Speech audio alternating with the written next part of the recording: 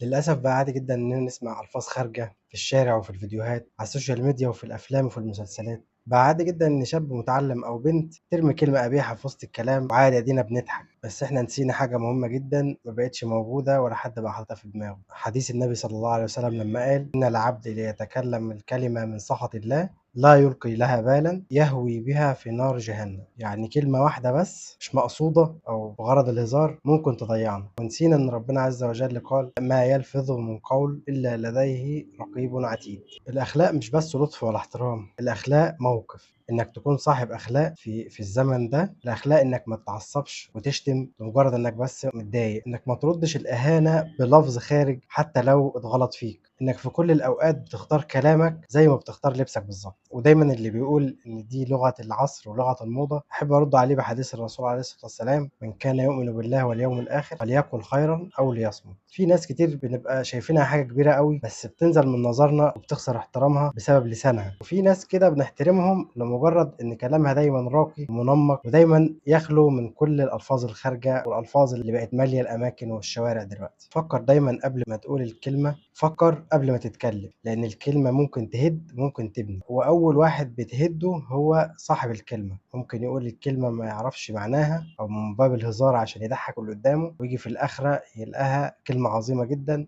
ممكن تودي بيه إن هو يبقى في جهنم والعياذ بالله. خليك دايما قدوة لكل اللي حواليك، حتى لو كل اللي حواليك بيغلطوا وبيشتموا ولسانهم سليط. لو كل اللي حواليك بيتكلموا بطريقة غلط، اختار تكون مختلف. مش عيب إنك تكون محترم، العيب إنك تبقى ماشي مع القطيع وبتسيرهم. وما تنساش دايما إن الأخلاق دين وسنة وربنا هيحاسبنا عليها. أتمنى تغير من نفسك. لو عندك حاجة لسه بتقولها في وسط الكلام، أنت أرقى من كده. سلام عليكم.